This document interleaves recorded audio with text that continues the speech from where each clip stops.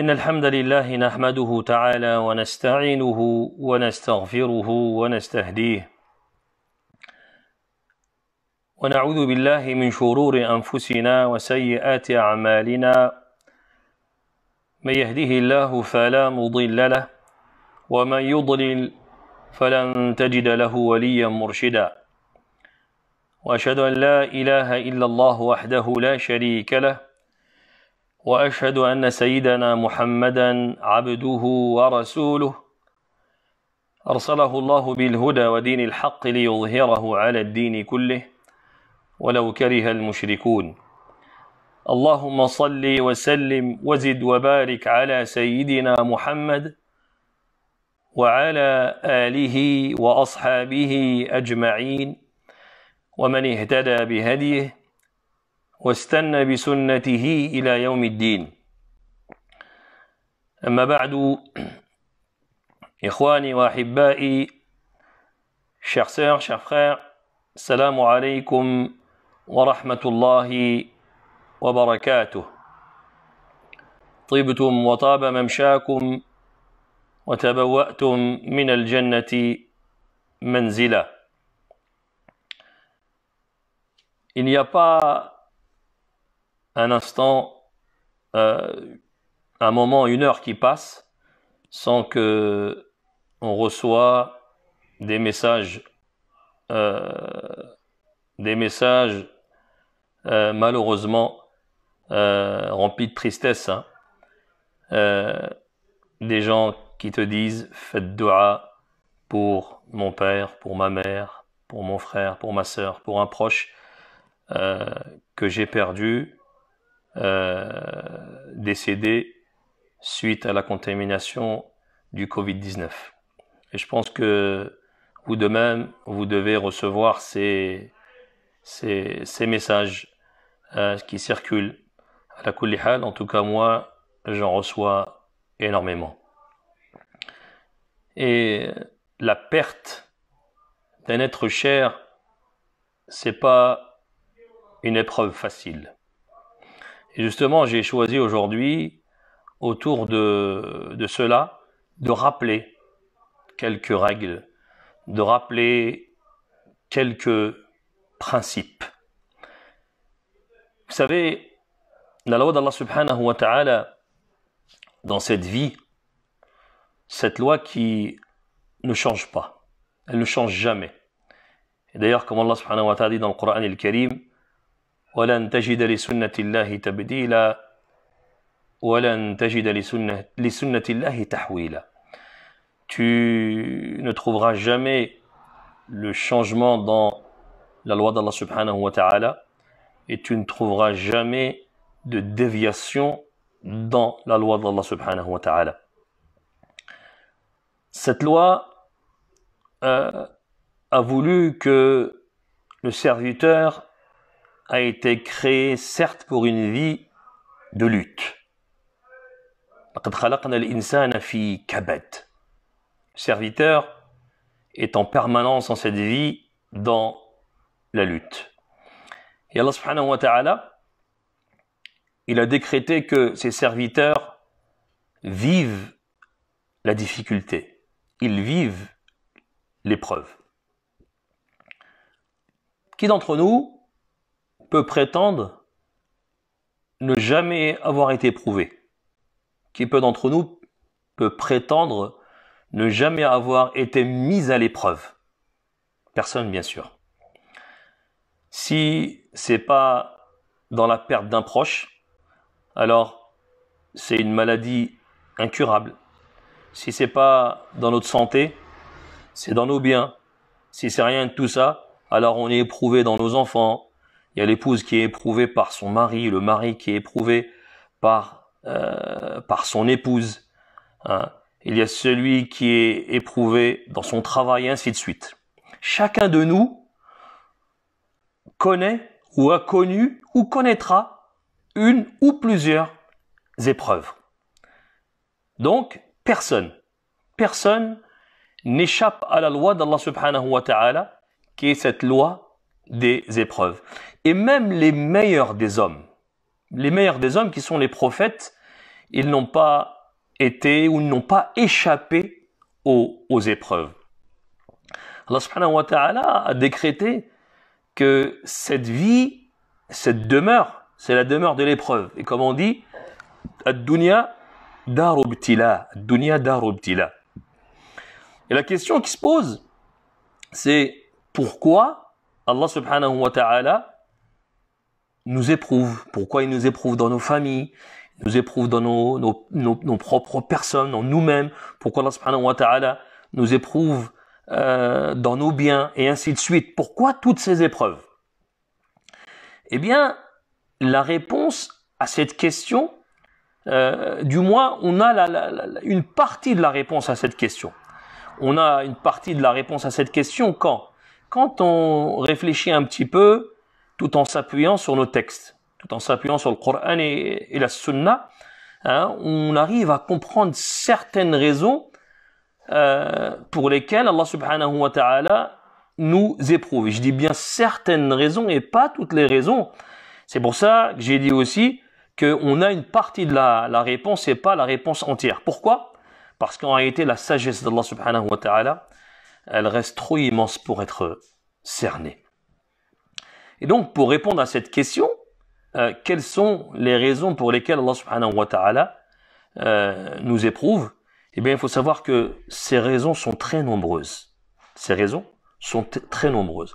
Mais on va mentionner quelques-unes d'entre elles.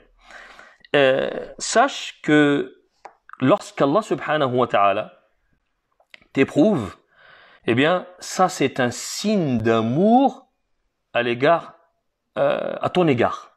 C'est-à-dire à l'égard de celui qui subit l'épreuve. Et donc, Allah subhanahu wa ta'ala t'éprouve parce qu'il t'aime. Il t'éprouve parce qu'il t'aime. Il t'aime. C'est comme l'exemple du médecin qui donne le remède à son patient, ce remède qui est amer. Le médecin sait qu'il est amer, mais il le donne quand même parce que c'est le seul moyen pour lui de guérir. Les épreuves sont amères, les épreuves sont difficiles, elles sont dures, mais Allah subhanahu wa ta'ala nous les envoie pour de nombreux bienfaits. Donc, premièrement, sache qu'Allah subhanahu wa ta'ala, il t'éprouve parce qu'il t'aime. Le prophète sallallahu alayhi wa sallam dit dans le hadith, Inna 'idhama al-jaza ma'a 'idhami al-bala wa inna Allah subhanahu wa ta'ala idha ahabba qawman ibtalahum. Le prophète sallallahu alayhi wa sallam dit, la grandeur de la récompense est à la mesure de la grandeur de l'épreuve. Plus l'épreuve est grande, et plus la récompense est grande. Et quand Allah aime des gens, ibtalahum, il les éprouve. Mais Allah Azza wa Jal nous éprouve aussi parce que il veut nous purifier, il veut expier, il veut effacer nos péchés. Mieux vaut pour nous d'être éprouvés dans cette vie, dans ce bas monde, vaut mieux pour nous de se débarrasser de ces péchés dans cette dunya que d'avoir à être punis dans l'au-delà. Et nous savons tous que lorsque Allah Azza wa Jal nous éprouve dans ce bas monde, c'est pour nous alléger dans l'au-delà. Et il y a plusieurs paroles du prophète sallallahu alayhi wa sallam qui vont dans ce sens. Le prophète sallallahu alayhi wa sallam dit dans le hadith, إِذَا أَرَادَ اللَّهُ بِعَبْدِهِ الْخَيْرِ عَجَّلَ لَهُ الْعُقُوبَةَ فِي الدُّنْيَا وَإِذَا أَرَادَ اللَّهُ بِعَبْدِهِ الشَّرَّ أَمْسَكَ عنه بذنبه حتى يوافيه به يوم القيامة. Ce qui signifie, lorsqu'Allah subhanahu wa ta'ala, il veut du bien à un serviteur, il lui donne la punition, il lui donne le châtiment, hein, ici-bas. C'est anticipé. Et quand Allah subhanahu wa ta'ala, il veut du mal à un serviteur, il le laisse persister, continuer dans le péché, jusqu'à qu'il le rencontre yawm al-qiyamah, jusqu'à qu'il le rencontre le jour de la résurrection. Dans un autre hadith qui est rapporté par Tirmidhi, selon Abu Hurairah radiyallahu ta'ala anhu, Le prophète sallallahu alayhi wa sallam a dit, le croyant et la croyante ne cesseront de subir des épreuves à travers leur personne, à travers leurs enfants et leurs biens, au point de rencontrer Allah subhanahu wa ta'ala complètement débarrassés de leurs péchés. Al-Hassan al-Basri, qu'Allah azza wa jalla lui fasse miséricorde, il disait La takrahu al-balaya al-waqi'a wal-naqamat al-haditha فلرب أمر تكرهه فيه نجاتك ولرب أمر تؤثره أي تقدمه وتفضله فيه عطبك أي فيه هلاكك. Ce qui signifie, donc, Al-Hassan al-Basri, rahmatullahi alayhi, disait ne détestez pas les épreuves, ne les désapprouvez pas, ne désapprouvez pas les malheurs, ne les repoussez pas.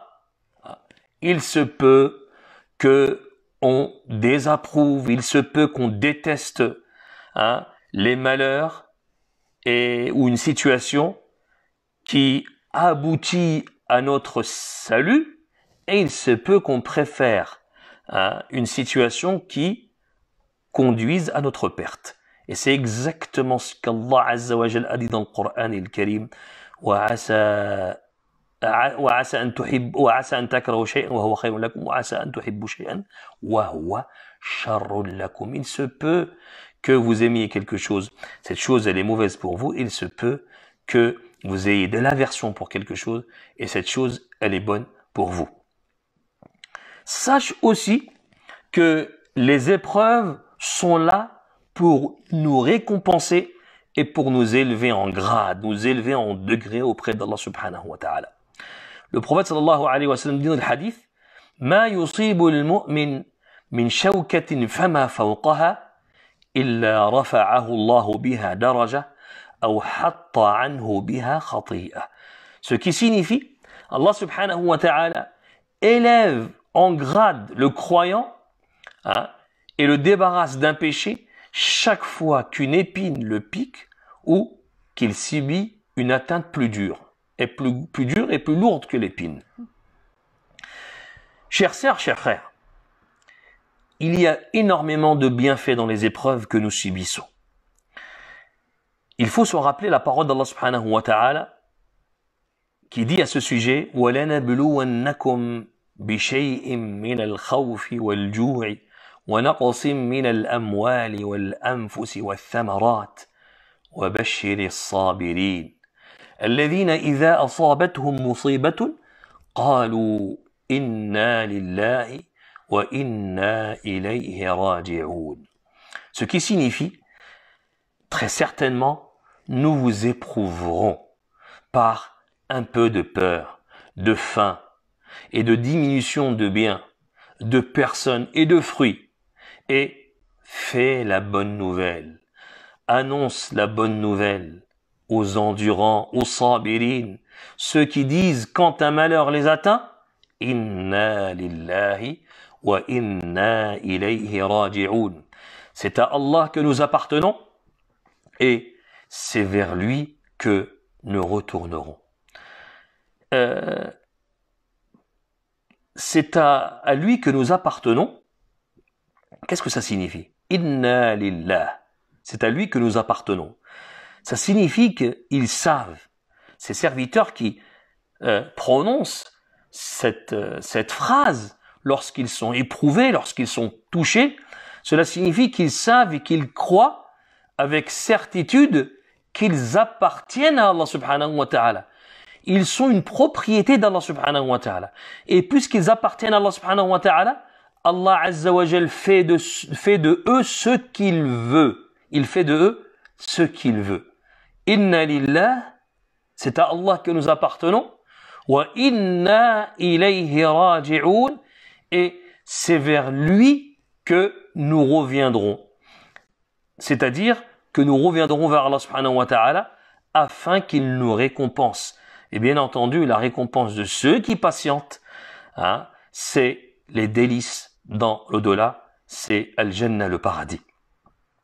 C'est pour cela que nous disons il faut faire preuve de patience face à chaque épreuve. Ce n'est pas pour rien que as-sabr, le mot sabr, avec tous ses dérivés, patience, le mot patience, il est mentionné dans le Coran al-Karim environ 90 fois dans 90 passages différents. C'est pas pour rien. Tel que la parole d'Allah subhanahu wa ta'ala, Ya ayyuhalladhina amanu sbiru wa sabiru.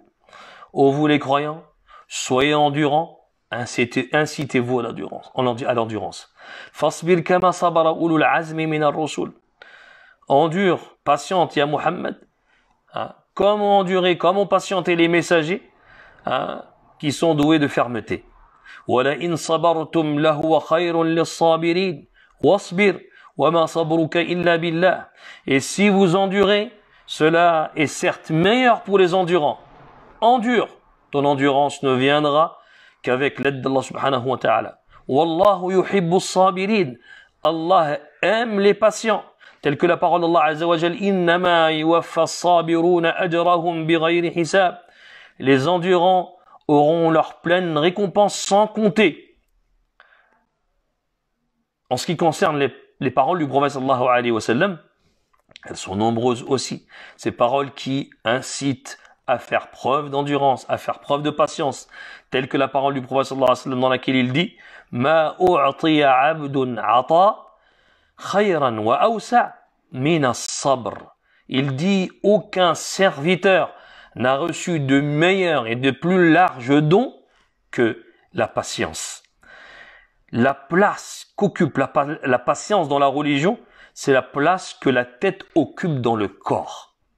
Un corps sans tête n'a pas de valeur, n'a pas de signification, il est insignifiant. C'est la même chose pour une religion sans patience. Et il n'y a aucun moyen d'être véritablement croyant, c'est-à-dire avec la foi complète bien sûr, que si on fait preuve de patience dans les épreuves de la vie, les épreuves de tous les jours. Quelle est la définition que les ulama donnent du mot patience, du terme patience as-sabr? Ils disent la patience, c'est ce qui consiste à freiner l'âme et à la forcer à supporter ceux qui s'opposent à ses penchants ou à délaisser les plaisirs. Je répète, la patience as-sabr, c'est ce qui consiste à freiner l'âme et à la forcer à supporter ceux qui s'opposent à ses penchants ou à délaisser les plaisirs. Et la patience, il y a 3 catégories. Il y a 3 sortes de patience. Il y a ce qui s'appelle as-sabru ala ta'atillah, la patience dans la pratique de ce qu'Allah subhanahu wa ta'ala a rendu obligatoire comme prescription divine, comme obéissance, c'est-à-dire contraindre l'âme à appliquer ce qu'Allah subhanahu wa ta'ala a prescrit comme prescription religieuse, telles que la prière, le jeûne, la zakat, le pèlerinage et toutes les autres prescriptions religieuses obligatoires. Et donc, c'est de contraindre cette âme à appliquer ces prescriptions qui sont obligatoires. Et lorsque tu contrains cette âme à appliquer tout cela, tu es censé trouver une douceur, tu es censé trouver une saveur et un plaisir à accomplir. Donc, as-sabru ala ta'atillah, c'est la première sorte. Puis, il y a as-sabru ala ma'siyatillah. Deuxième catégorie, c'est patienter dans les interdits d'Allah subhanahu wa ta'ala. C'est-à-dire, empêcher son âme de commettre ce qu'Allah subhanahu wa ta'ala a interdit. Et beaucoup d'entre nous arrivent à pratiquer la patience dans ce qu'Allah subhanahu wa ta'ala a rendu obligatoire. Par contre, ils ont plus de mal à pratiquer la patience devant les interdits d'Allah subhanahu wa ta'ala. Tel que celui qui fait sa prière, il fait son jeûne, il s'acquitte de l'aumône, il va accomplir son pèlerinage et il patiente devant toutes les obligations obligatoires. Par contre, il tombe dans les interdits. Donc il patience face aux obligations obligatoires, mais par contre, il fléchit et il ne patiente pas lorsqu'il s'agit de patience face aux interdits, face à ce qu'Allah Azza wa Jal nous a interdit. Et bien sûr, celui qui ne patiente pas devant les interdits d'Allah subhanahu wa ta'ala, il ne peut pas obtenir le degré de sabir, le degré de patient. Donc, nous avons la patience, as-sabr ala ta'a, la patience devant les prescriptions divines, as-sabr ala ma'siyatillah, la patience face aux interdits, ce qu'Allah Azza wa Jalla interdit. Et troisième et dernière des catégories, il y a as-sabru ala aqdarillahi al-mu'lima, la patience dans les difficultés et les épreuves. C'est-à-dire patienter durant le mal, durant les malheurs, patienter dans les conditions difficiles, dans les choses qui affectent l'homme et qui l'attristent. Et donc, ce sont les trois catégories de sabr que nous avons. Nous allons nous arrêter là, bi'idhnillahi tabaraka wa ta'ala, pour aujourd'hui, et on poursuivra bi'idhnillahi tabaraka wa ta'ala samedi prochain autour de ce sujet. De même que vendredi 13h30, il y aura un rappel bi'idhnillahi tabaraka wa ta'ala. فنسأل الله تعالى أن يجعلنا عند البلاء من الصابرين وعند النعماء من الشاكرين وصل اللهم وسلم وبارك على سيدنا محمد وعلى آله وأصحابه أجمعين سبحان ربك رب العزة عما يصفون وسلام على المرسلين والحمد لله رب العالمين.